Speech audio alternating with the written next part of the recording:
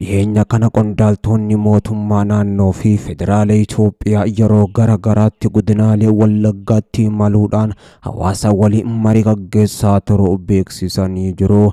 Erga muummee Abiyyi Ahmad aangootti dhufanii waggoota 5 oliif godinaalee Wallaggaa afran rakkoo nageenyaa guddaadhaaf saaxilamee turee jira. Ammas rakkinichi waan furmaata argates hin fakkaatu.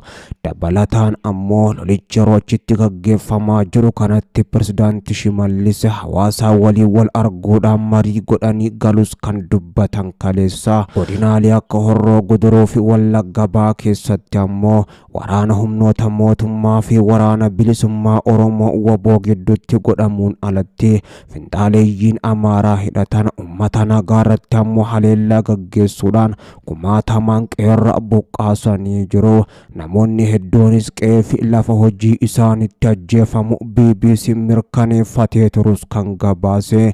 Godinaaleen kunneen oomisha adda addaaf mijatoo qofa otoo hin taane ammoo qabeenya uumamaanis badhaadhoodha. Garuu sababii rakkoo nageenyaatiin uummanni manaa bee oomishachuu dadhabuu, buna qabanillee ammoo cirachuu dadhabuudhaan namoonni hedduun rakkoodhaaf saaxilamanii jiru.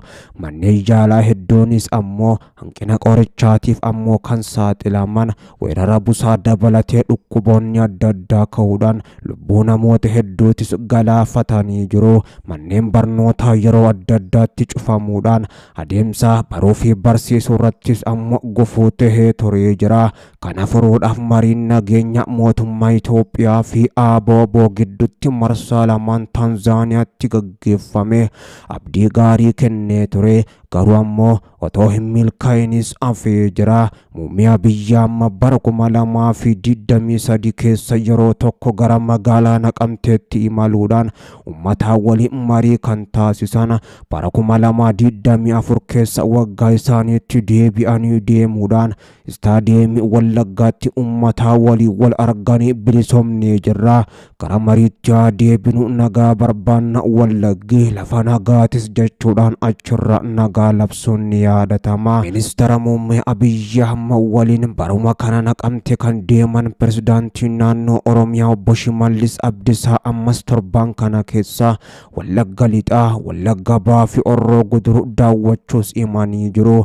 Obbo Shimallis Abdiisaa fuula Facebook isaanii irratti imala kanaan ammoo yeroo uummata waliin dabarsine keessatti nageenya waareessuudhaa fi misooma saffisiisuu irratti ammoo itti fufinsaan kan hojjannu ta'uu irra deebiidhaan waadaa gallee jirra kan jedhan.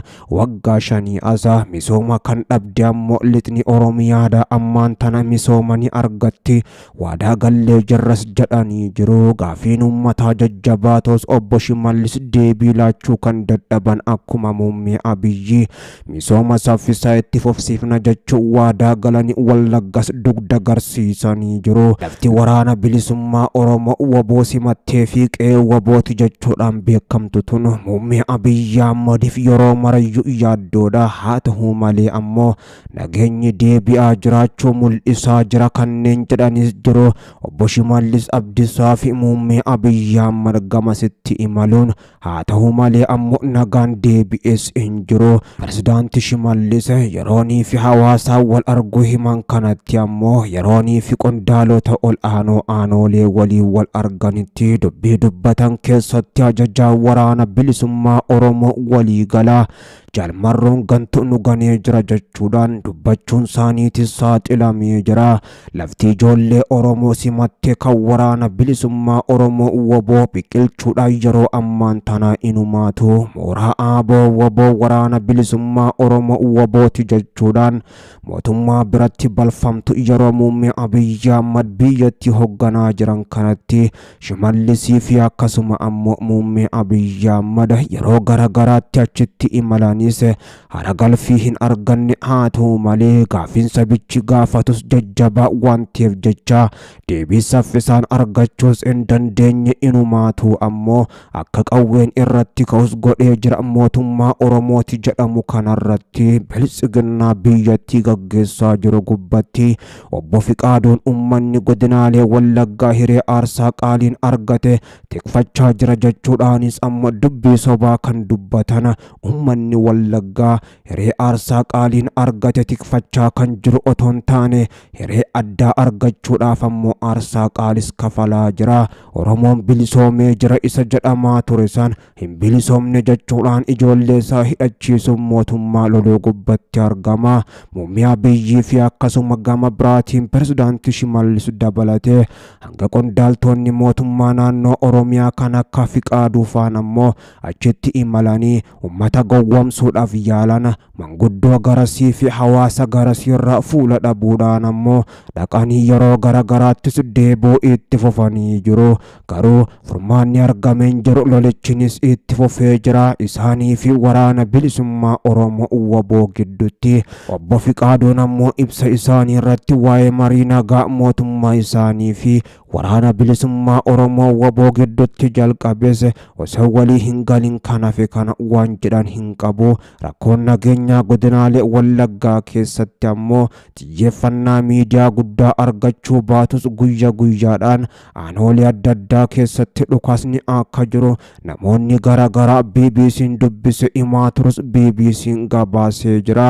Horroo Guduruu aanota akka Horroo Bulluqii fi akkasuma Jardaagaa Jaarteefaa keessatti ammallee humnoonni mootummaatii fi waraanni bilisummaa Oromoo WBO'n walitti dhukaasaa akka jiran odeeffannoon qaqqabaa jiraachuu BBC'n kan gabaase. Waraanni bilisummaa Oromoo WBO'n duraan godinaalee Wallaggaa keessa irra caalaadhaan socho'aa turan ammaan tan hedduun isaanii gara godinaalee Shawaatti akka socho'anis odeeffannee jirra kan jedhu BBC'n. Ajajaan olaanaa ABO WBO tibbana ammoo dubbii miidiyaa irratti dubbataniinis humni isaanii humnoota mootummaa waliin wal waraanuudhaaf gara giddu galeessaatti baay'inaan akka socho'aa jiran himus BBC'n kan gabaase. BBC'n addatti qulqulleeffachuu baadhus jechuun godinaalee Shawaa Lixaa, Kibba Lixaa fi Shawaa Kaabaa keessatti lolli yeroo adda addaatti gaggeeffamaa jiraachuu jiraattootarraas odeeffatee jiraachuu kan gabaase. Kan yeroo ammaan tanaa qondaalonni mootummaa ol'aanoo Wallaggatti deddeebi'uudhaan nagaan bu'u agarsiisa jechuudhaan ammoo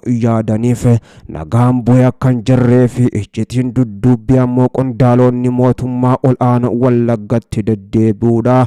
Ummata kadhachuu fi ummanni WBO cinaa akkan dhaabbanneef ta'uun saaxilamee jira. Shimallis ammoo yeroo Oromoon biyya bulchaa jirutti jalmarroon diinaa waliin ta'u mootummaa Oromoo fonqolchuudhaaf yaalaa jira jechuudhaanis ammoo Shimallis dubbachuun isaaniitis himamaa jira. Haa ta'u pirezidaantii Shimallis ammas Oromiyaa keessatti humna diinaatii waliin ta'u waraana guddaa nutti bobbaasee dhiiga dhangalaasaa kan jiru jalmarroo Dirribaatis jedhanii jiru.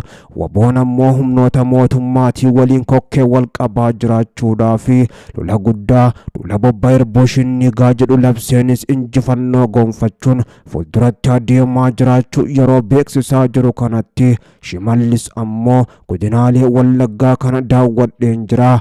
Ummanni keenyas achitti nu simatanii jiran ammoo misooma saffisiisuudhaafis waadaa gallee jirra jechuudhaanis dubbii isaanii kan goolaban ammoo fuula isaanii irraa gammachuun in mul'atu. Garasitti ammoo yeroo imalanis kan isaan simate qondaalota mootummaa godinaalee fi akkasuma gama biraatiin aanota kaabinoota qofa ta'uunis mul'atee jira. Humni waraanaa kan baay'ates Shimallis Abdiisaa marsanii yeroo deemanii fi baay'inaan uffata siviilii uffachuudhaan meeshaalee garagaraa kan muummichi ministeeraa Abiyyi Ahmad ittiin eegaman dhokfachuudhaan ammoo uffata gurraacha jalaanis baadhatanii yoo deeman mul'atee jira. Shimallis ammoo lixa Oromiyaatti deddeebi'uudhaan lafti nagaa misoomatti galla jedhanii dubbatanis garuu nagaan akkan jirre ifatti mul'ataa jira. Dubbiin isaan dubbachaa jiran kunis ammoo lolicha irratti dadhabbiin guddaan akka isaan mudatee fi